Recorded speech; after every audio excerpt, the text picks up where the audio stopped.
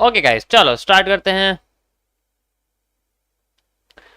Welcome. यो।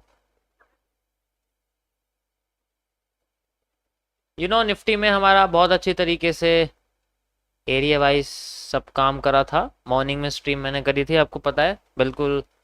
बहुत अच्छी तरीके से मैंने कोशिश करी आपको समझाने की। लास्ट मार्केट यहाँ तक पहुंच ही गई है and we have a powerful reversal.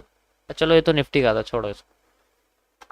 Bitcoin और गोल्ड की अगर हम बात करें तो ओरिजिनली वो बहुत ऊपर आ चुकी है, ठीक है, बट इतना भी ज़्यादा ऊपर नहीं आई है। बस वो अपना जो ब्लू रे का पैटर्न है, ओरिजिनली आपने वॉल्यूम एक्सपेंशन जो है, ठीक है, वॉल्यूम एक्सपेंशन जो है वो हमारे सामने देखने को मिल रहा है। ठीक है, पहले इसके बारे में बात करूँगा। यहाँ देखो एक एलिप्स भी है, वॉल्यूम एक्सपेंशन भी है, पहला मूव फेक फिर रिवर्सल है। ऐसे एरिया में तो ज़्यादातर ऐसे ही होता है। चलो चलते हैं हम लोग, पहले अपना देखते हैं इसके अंदर मैंने आपको क्या एनालिसिस दिया था and what we are finding from him. अरे यार,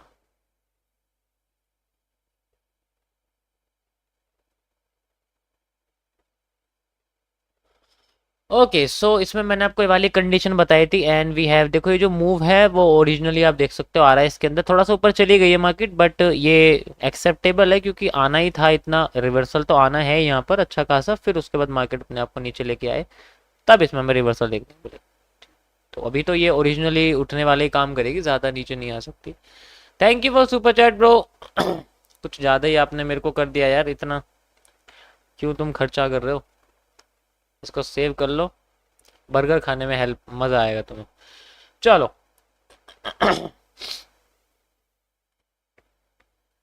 ओके।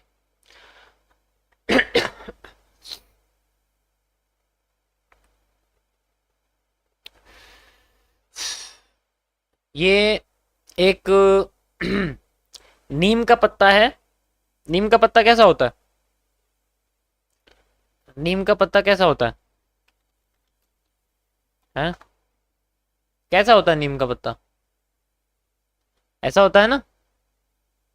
दिख रहा है आप लोग? ये देखो जरा, ये दिख रहा है ऐसा नहीं है, ऐसा ही है। ये पैटर्न क्या करते हैं, ये पहले अपने आप को, जैसे ऊपर की साइड इसका आपको दिख रहा है, नीम लीफ पैटर्न बोलते हैं इसको। यू कैन सी ओरिजिनली बिल्कुल इसी की तरह है। ये देखो इसके अंदर कांटे भी हैं, है ना, ऐसे करके, ऐसे। इसके अंदर पैरेलल वेनेशंस हैं और अंदर रेटिकुलेट्स हैं। साइंस वाले समझ जाएंगे। अब इसमें अगर इसकी चोंच देखोगे आप तो ये ऐसे हो रही है, और ये इसका मतलब ऐसे हो रही है मार्केट, है ना। ऐसे होके फिर ये ऐसे हो जाती है मार्केट। ठीक है, तो इस तरीके से अपने आप को मार्केट घुमाती है। इसको हम नीम लीफ पैटर्न कहते हैं। ये पहला एनालिसिस है मेरा, condition one of gold according to 30 minutes time frame. इसका स्क्रीनशॉट मैं शेयर कर रहा हूँ। यही है इसका एनालिसिस सबसे बढ़िया। ठीक है, यू कैन सिलेक्ट दिस। ये मैंने शेयर कर दिया है, आप देख सकते हो। सबसे पहली कंडीशन अकॉर्डिंग टू माय नी बिलीफ स्ट्रक्चर रहेगी, और मैं इसमें कुछ नहीं बता सकता, सबसे बेस्ट है। ठीक है। सिंपल है, इसमें ज्यादा कुछ है ही नहीं, कुछ सोचने के लिए, सोचने के लिए ज्यादा है ही नहीं। व्हाट्सएप और टेलीग्राम चैनल दोनों पे मैंने शेयर कर दिया, आप देख सकते हो। This is my first point of view. ठीक है, चलो इसको हटाते हैं यहाँ से। अब इसके अलावा हम लोग क्या सोच सकते हैं, तो एक छोटा सा एरिया यहाँ पर हुआ है। ठीक है, क्या हुआ है, एक मिनट रुको जरा, कोई आया मुझे लग रहा है।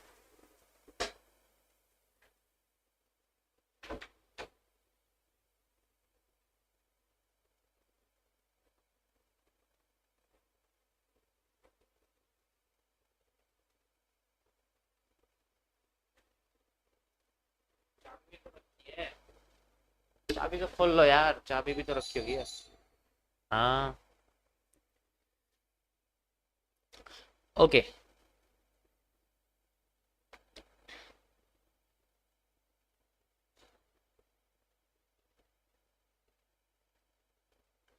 सो देखो, अब मैं तुम्हें इसके आगे बताता हूँ कि इसके अलावा और क्या इसके अंदर हो सकता है।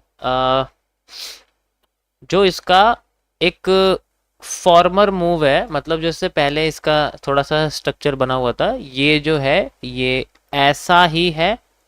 बस फर्क इतना है कि ये जो है ना, ये ऊपर उठ के ऐसे ऐसे ऐसे हुई है, ये नीचे गिर के ऐसे ऐसे होके नीचे गिरा है।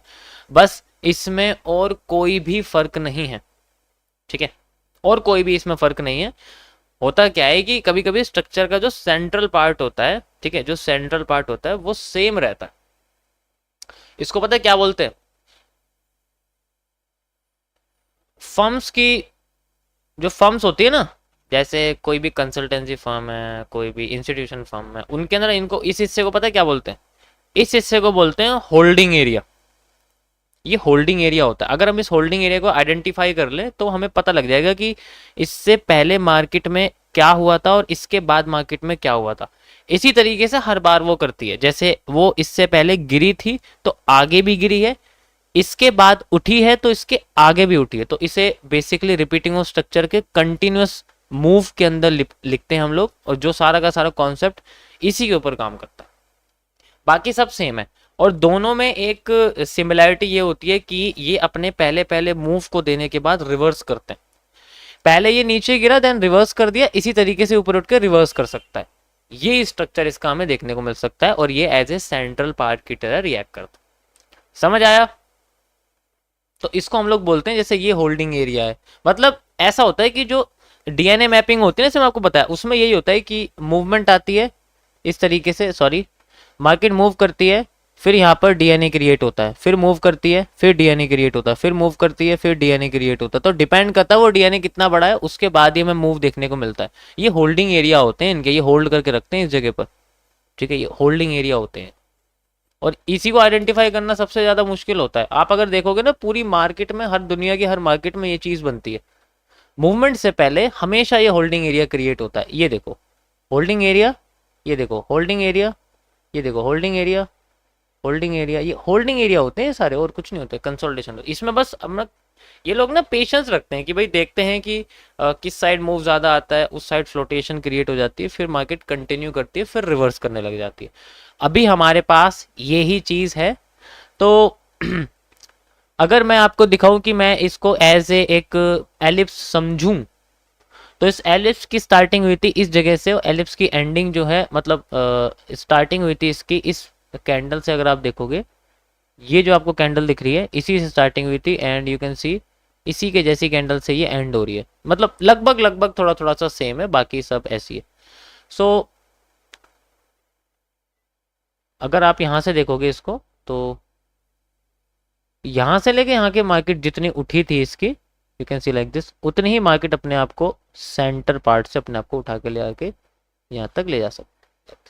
पहला पहले कंडीशन का जो reversal area according to this structure बैठता है, अगर मैं इनसाइडर डिमांड भी ऐड कर दूंगा तब भी वो एग्जैक्ट इतना ही दिखाएगा। थोड़ा बहुत ऊपर दिखा सकता है, फिर वो इतना हो जाएगा। एरिया यही रहेगा, मतलब एग्जैक्ट एरिया तो नहीं, लेकिन हाँ एरिया जो है रिवर्सल का मेरे हिसाब से यही रहेगा। फिर हमें इसके अंदर HCR पैटर्न जैसा भी कुछ देखने को मिलेगा, इस तरीके से, ऐसे एंड देन ऐसे एंड देन ऐसे, ऐसे एंड देन ऐसे। ओके, सेकंड कंडीशन ये रहेगी अकॉर्डिंग टू दिस।